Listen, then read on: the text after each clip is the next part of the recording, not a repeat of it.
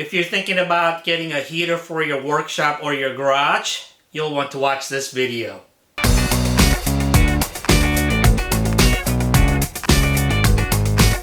Hey, welcome back to Woods Creek Workshop. My name is Yuchel.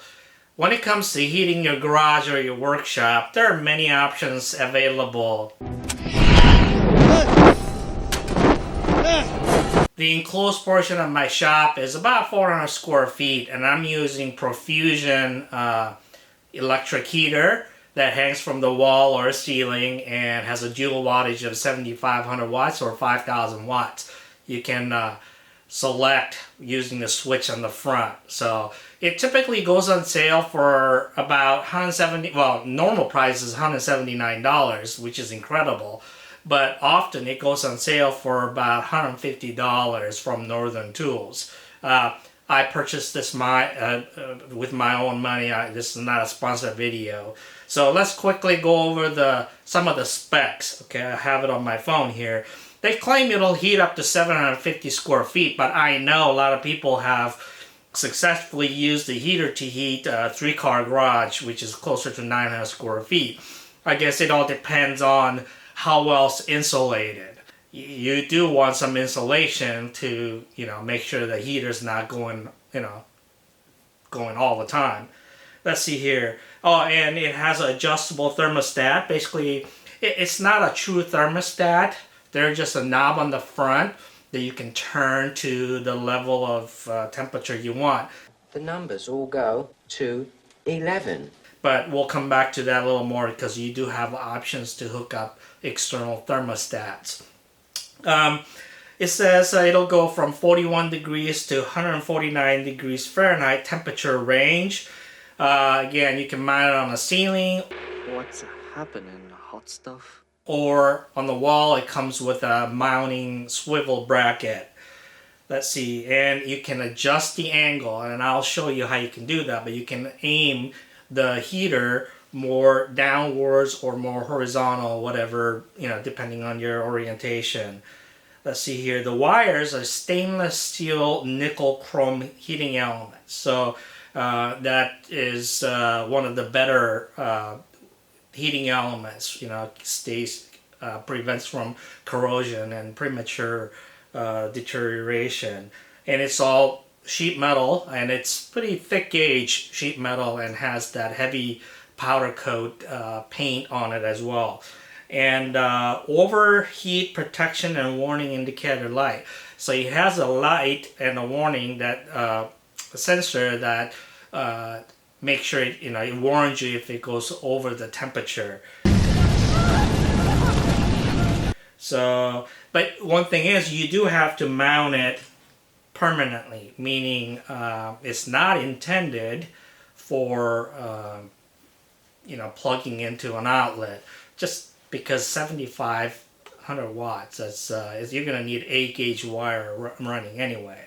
So let me quickly show you how I have it mounted in my shop. On mine, I have it mounted to the wall, and I have flexible metallic conduit going to the electrical box where the wires connect to, and it simply comes down here and goes underneath where all the electrical connections are made down here. It has adjustable louvers, and this is really solid, heavy duty louvers, so you can adjust the angle of the hot air coming out. And right here is your wattage selection, 7,500 watts or 5,000 watts. And you just turn this to the temperature you want. And like I said, it doesn't have actual degrees noted on there. But after a couple times, using a couple times, you figure out how, where you want it. There's a power indicator, and that LED light right there is if it senses over temperature. Okay.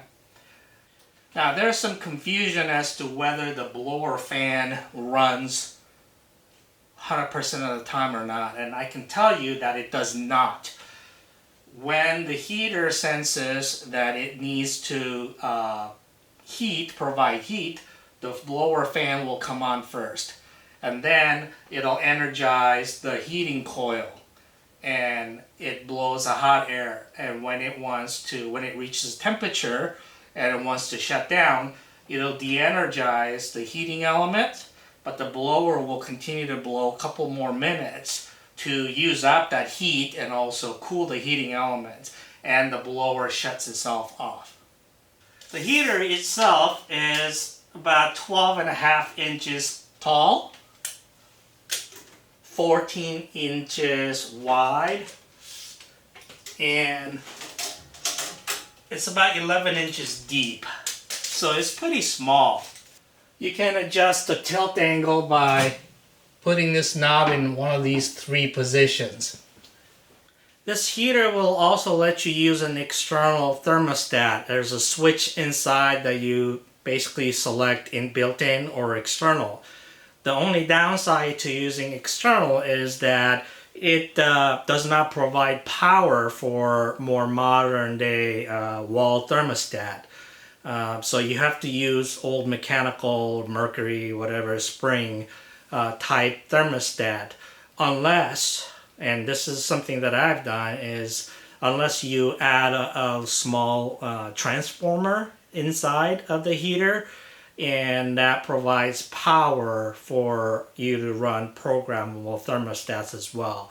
The transformers are a couple bucks. You can buy them on Amazon or eBay, and it's just use 4-wire thermostat wire from the heater to the wall. And you can have a program to come on when in the morning or in the evening, whenever you want. So that's really handy. The heater is also ETL listed. What does that mean? ETL is an independent, what they call NORDL, Nationally Recognized Testing Lab, just like UL. In fact, UL and ETL are competitors. And ETL uses the UL standards for United States, or CSA standards for Canada, and EN standards for Europe and a lot of international countries. So both UL and ETL uses the same set of standards to evaluate the device and determine whether it meets the safety standards or not. So there's one misconception that it has to be UL, or that UL is a government agency. That's completely incorrect. UL and ETL are for-profit businesses that provides those listing services. So what does that mean at the end of the day? It meets the minimum safety requirement standard that's been established and honored by various countries, and that it's not gonna burn your house down prematurely, I guess. It's not too cold here today to demonstrate, but I've had this heater for about 1.5 years, and it just has no problem heating the space, bringing it up to 65 degrees. It'll go even higher if I choose to, but that just becomes too hot for me to do work in my shop. So you turn the heater on, and maybe in about 15 seconds, it'll start blowing hot, warm heat, and it makes it cozy. And for $150 on sale, or $179 not for regular price, it's incredible value. I've had natural gas unit heaters that hang from the ceiling. I've had vent-free direct the wall mount heaters, gas heaters. I've had double barrel wood stove in my last shop, and as far as the convenience, it just can't beat it. And the price of electricity, it doesn't add that much. If I use it a lot, if I'm out here almost every day, I may see maybe $20 to $30 a month increase in electric bill. I mean, it doesn't stay on the whole time. It just kicks on and off on its own, and it just, once it brings up to speed at the temperature, it doesn't come on that often. So it's very affordable. One of the concerns that you may have with, a heater like that that blows hot air is with condensation in the shop. I have a lot of metal working equipment in my shop. I have a milling machine, metal lathe, and numerous other tools in here with a lot of cast iron exposed surfaces. And for within a year and a half, I've never had any problem with any condensation buildup or any rust due to that heater. It just has not been an issue for me, and I would know if there was rust because you see it. Since the heater is rated at 7,500 watts, it could draw 32 amps around there at 240 volts. Well, that is past the capacity of 10 gauge wire, so you do have to run 8 gauge wire, and that can be expensive. Well, it is expensive, but depending on how far you are from the electrical panel, it can add up quite a bit. So that's something that you want to check to make sure that you don't have 100 feet to run. And once you have the wire run near the heater, as you saw, you'll need an electrical box and a couple feet of flexible conduit. You can use PVC conduit that's flexible, or I chose to use metal because it was more readily available. The heater stays pretty quiet even when it's blowing the heat. I'm able to have a normal conversation with people. Can't triple stamp a double stamp. You can't triple stamp a double stamp, boy. Talk on the phone.